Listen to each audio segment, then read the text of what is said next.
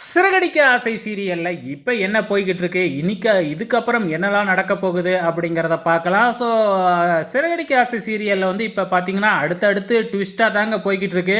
யாரு எப்ப எதுல சிக்க போறாங்களோ அப்படிங்கிற மாதிரி தான் சீரியலே கொண்டு போறாங்க. ரொம்பவுமே சூப்பரா டிஆர்பில போய்க்கிட்டு இருக்கிற சீரியல் சிறகடிக்க ஆசை சீரியல். இப்ப வந்து பார்த்தீங்கன்னா, மீனாவோட தம்பி தான் இதெல்லாம் பயங்கரமான திருடனா இருக்கானே! அவன் திருந்திட்டான் அப்படின்னு பார்த்தா, இன்னும் திருந்தவே இல்ல அப்படிங்கிறது வந்து பார்த்தீங்கன்னா, இப்ப முத்துவுக்கு தெரிஞ்சு போகுது. அதே டைம்ல இங்க மீனாவோட வீட்ல எல்லாமே வந்து பார்த்தீங்கன்னா, சத்யா திருந்தி இப்ப நல்லா இருக்கான் அப்படிங்கிற மாரி தான் நெனச்சுக்கிட்டு இருக்காங்க. இதனால முத்துவுக்கு வந்து பார்த்தீங்கன்னா, உண்மைய வேற யார்கிட்டயும் சொல்லவே முடியாம பரிதவிச்சுக்கிட்டு இருக்கிறாரு. அதே டைம்ல கோவத்துல சத்யாவ புடிச்சு 2 சாத்துன்னு சாத்தி கையெல்லாம் முறுக்கி விட்டுட்டாரு. இங்க கை முறுக்குனதுனால வலியில வந்து ஹாஸ்பிட்டல்ல அட்மிட் பண்ணியிருக்கிறாங்க சத்யாவ. ஆனா வீட்ல எல்லாம் நான் பைக்ல இருந்து விழுந்துட்டேன் அப்படிங்கிற மாதிரி பொய் சொல்லி வச்சிருக்கிறாப்புல சத்யா. இப்ப மீனாவும் வந்து பார்த்தீங்கன்னா, முத்துவுக்கு ஃபோன் பண்ணி இந்த மாதிரி சத்யாவ ஹாஸ்பிட்டல்ல அட்மிட் பண்ணியிருக்கோம். அவன் பைக்ல இருந்து விழுந்துட்டாங்க அப்படின்னு அழுதுகிட்டே சொல்றாங்க. ஆனா முத்துவுக்கு தான் எல்லா உண்மையும் தெரியும் இல்லையா? நம்ம அடிச்ச அடி தான் அப்படின்னு சொல்லிட்டு, உன் தம்பி திமிரு எடுத்து திரிவான். அதுக்கு நான் ஆஸ்பத்திரிக்கு வரணுமா? அப்படின்னு சொல்லிட்டு முத்து ஹாஸ்பிட்டலுக்கு போகவே இல்ல. இதனால மீனாவுக்கு முத்து மேல கோவம்.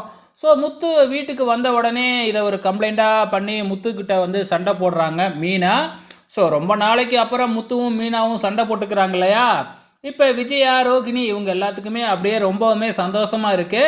ரோகிணி அவங்க 2 பேரும் சண்டை போட்டுக்கிறாங்க அப்படின்னு விஜயா கிட்ட சொல்லும்பொழுது, நானும் இது எப்பதான் நடக்கும்னு எதிர்பார்த்துக்கிட்டு இருந்தேன்.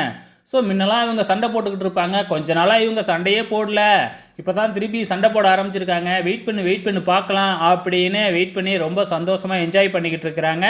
ஸோ முத்து வந்து பார்த்தீங்கன்னா, உண்மைய சொல்லியிருந்தா நல்லாயிருக்கும். உன் தம்பி தான் இந்த மாதிரிலாம் பண்ணுனான் அப்படின்னு சொல்லிட்டு.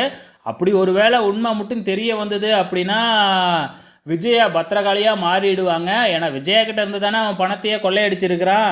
இந்த உண்மை மட்டும் தெரிய வந்ததுன்னா அவ்வளோதான். ஸோ இப்போ இந்த உண்மை எனக்கு தெரியும் அப்படிங்கிறத வந்து பார்த்திங்கன்னா, யாருக்கிட்டேயுமே சொல்லவே இல்ல.